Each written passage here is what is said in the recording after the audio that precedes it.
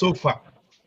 I think that if Chelsea does not mess up and Liverpool does not mess up, tinker too much with their team, they will still be the team to beat at this point. Man City does not seem so strong. I think that for this season, as it stands now, bearing what injuries will do and how players will really step up, I think Chelsea and Liverpool have the best chances, and then Man City.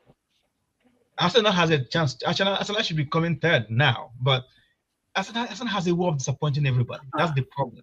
Okay. That way of disappointing everybody at a time that I rooted for Arsenal against Man City. Like, I'm a Man U fan, but I was rooting for them. Like, let it happen. Last season I didn't, because somehow I knew Liverpool was a little bit tighter and stronger than them. So, but during Man City era, that time they were chasing Man City, it was like they had everything they could do to win that tournament, but they didn't. So last season, I knew they were going to falter, and they did. Liverpool was also not so strong at the end. If that season extended like 3 more weeks, I think you'd have capitulated. But luckily for you, season was ending, and then it was okay. People were tired because we couldn't. The quality of our squad wasn't as deep, so it couldn't rotate. So it burned out those players. Totally agree. Yes. Now going back to Chelsea, you mentioned Chelsea. You probably think Chelsea would push in Liverpool for the title. I'm more not afraid, but I think Arsenal has the strongest chance than Chelsea. Reason for that is I think Chelsea are still a bit inexperienced. I think Chelsea's defense under pressure, I wouldn't trust it just now, because I think so. Let's say if they had somebody like that Brazilian guy, what's his name, that was at Chelsea a couple of years ago. Yes. You need somebody like that in their defense to still manage the other guys around it, because they're still too young for me, right?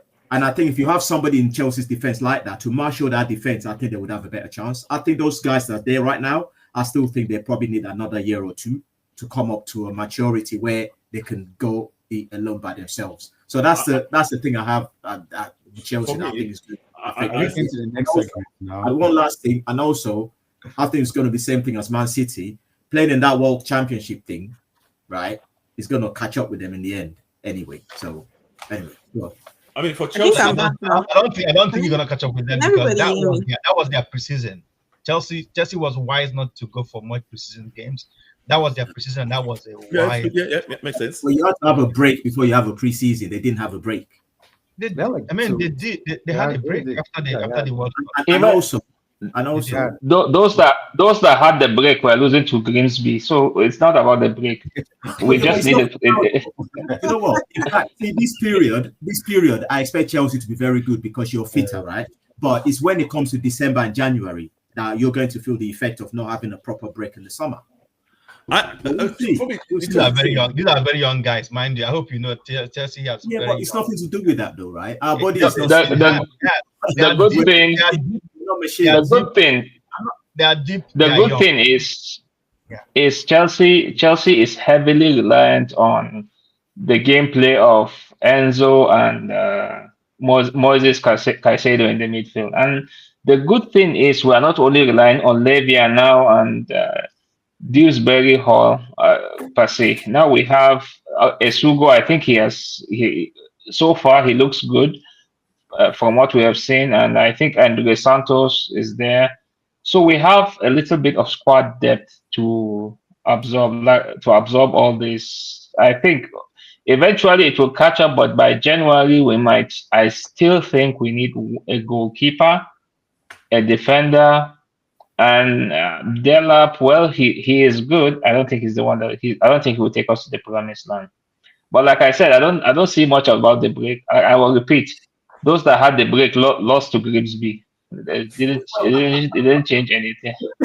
Well, see, those that had the break, they're now obviously we're still in pre-season. This is what we talked about earlier, right? You have to allow up to about 6 to 8 matches. Whereas for Chelsea and for Man City, because you had that competition in the summer, I expect that you guys would make a stronger start. But look at Man City. The thing about go to Man City. Man City left the competition early. Yeah, but okay. The thing about Man City, one of the issues that I see with Man City, everybody thought they bought all these players. I don't see you addressing some of the issues you had last season. That's the first thing. And the key thing with Man City is you've lost that aura.